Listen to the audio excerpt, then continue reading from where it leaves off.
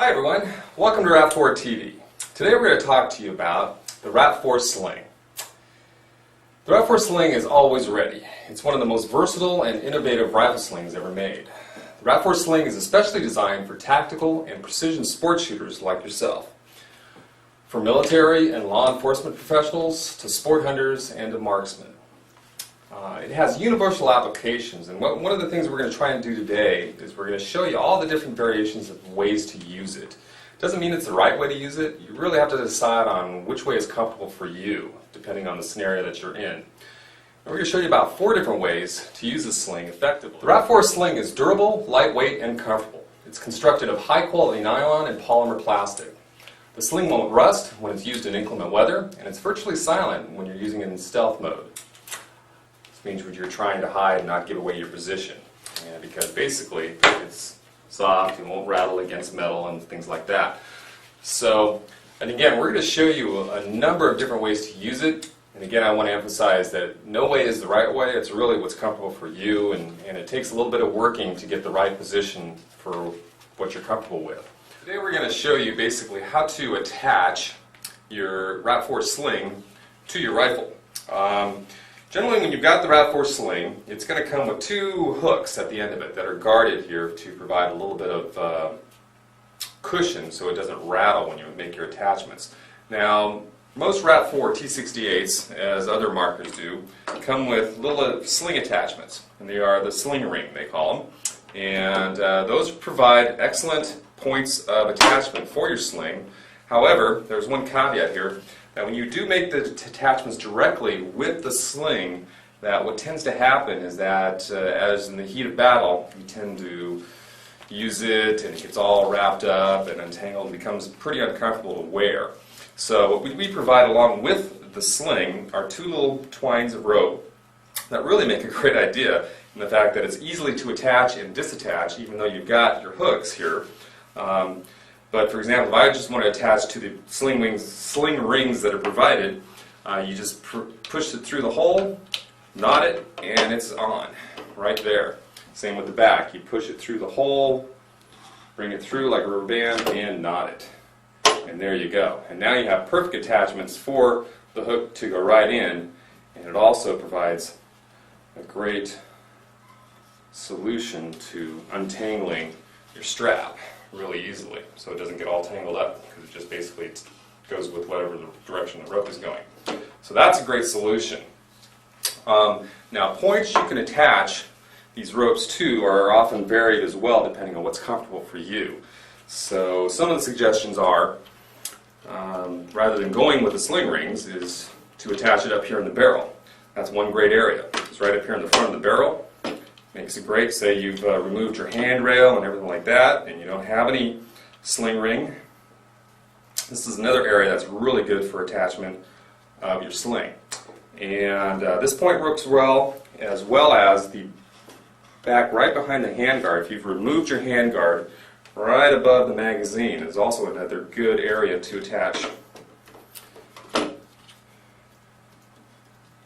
attachment point.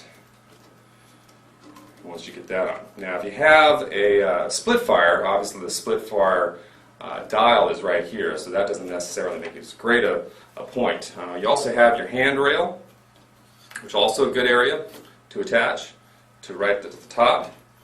And for the back of your marker, you have your standard buttstock sling ring in the back, but also if you don't have that, say you've got a larger CO2 tank in the back, another good area is right before the attachment point for the CO2 tank. And that's a pretty sturdy area, provides a really good area to latch onto, and with the larger twine, it allows you to basically make a very good attachment point that will carry the marker really sturdily and give it a good swing for you to get into an aiming position.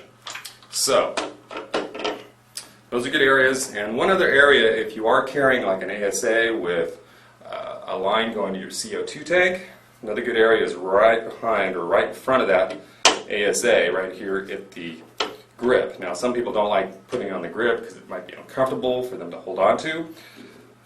One good area is right before that joint right at the ASA. Generally, it just depends on what works for you. And that's another good point to put this little attachment point to. So there you go.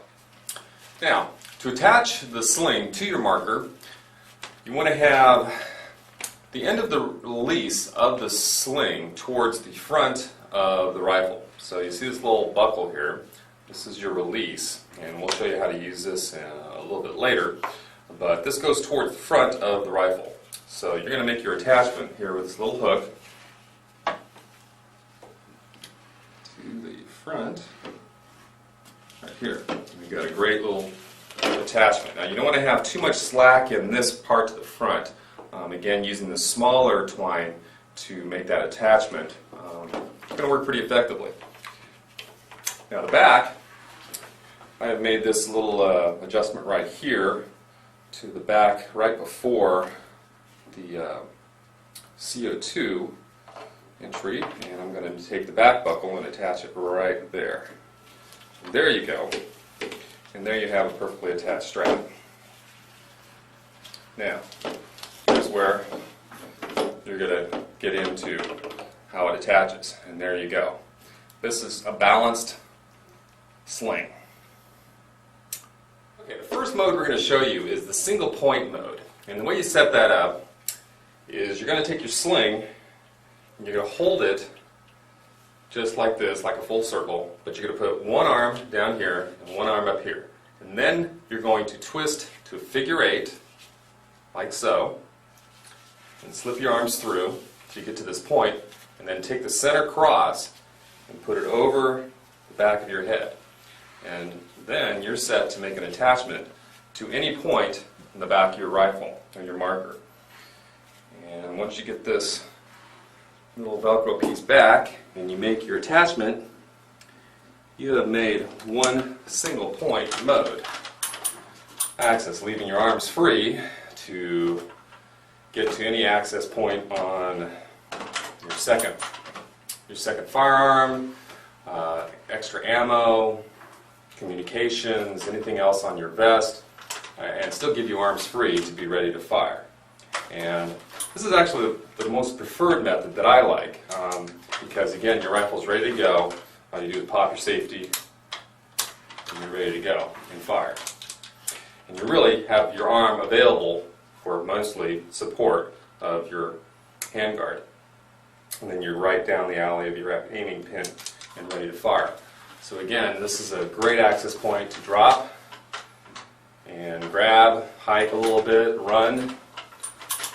You have your firearm right to the side, and you're ready to shoot in a moment's notice. Again, this is single point mode.